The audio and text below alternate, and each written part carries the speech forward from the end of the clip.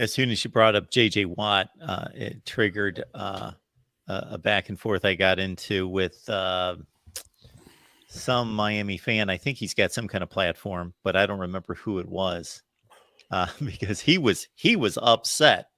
He truly believed that Kam Kinchens was the most disrespected player ever by the recruiting rankings because he just noted he was a 3-star and he put flat out there he is the most disrespected player in the history of recruiting. And I went, wow. I said, well, first of all, okay. First of all, this is how I look at it. And we may come at it from different places, and that's fine.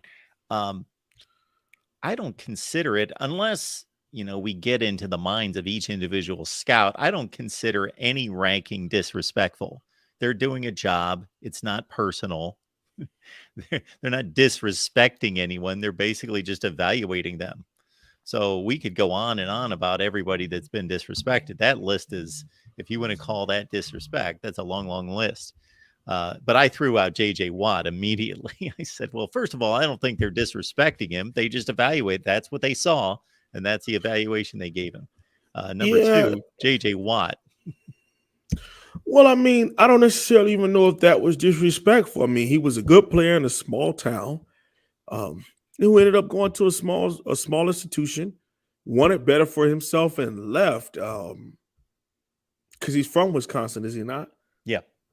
And he said he went to camps there and things just didn't work out. It wasn't like, and then again, he was a tight end prospect coming out. He was a DN tight end prospect coming out. So I don't even know if I would agree with him being disrespected. Oh, I don't think he was either. Oh, you're just saying that was your saying I don't response. think anyone's disrespected. I just think it's an evaluation. It's not a personal attack. Yeah, they're just doing their job. Yeah, I just brought up J.J. Watt as being the first person that came to mind as being the most under-evaluated coming out of high school based on what he turned out to be. You're talking about a Hall of Fame pro player who was a 2-star. Right. I mean, that sounds just like Ed Reed. But, I don't really like to get into the ratings thing because Miami fans would just. Somebody tried to tell me Sean Taylor was a 2-star. Oh, gosh. He's Mr. Florida, but he's a 2-star. Anyway, I'm not getting into that because then, we'll get into the whole 3-star, 3-star from South Florida or 3-star from Florida, 5-star anywhere else. I do believe at one point that might have been true. But again, I believe that it's so much. I mean, we got like 5, 6, 7 different services. Some of them deliberately put out, in my opinion, certain rankings to get a buzz and get the flow on Twitter and things of that nature. So again, Kam Kinchens, yes, he was rated as a 3-star coming out of high school. Yes, he played in a very, very talent-rich place like Miami, and I get that 100%. But at the same time, he's not the fastest in the world. He's not the tallest in the world. He's not the biggest in the world. And that it turned out that he showed it on a football field, which is most important.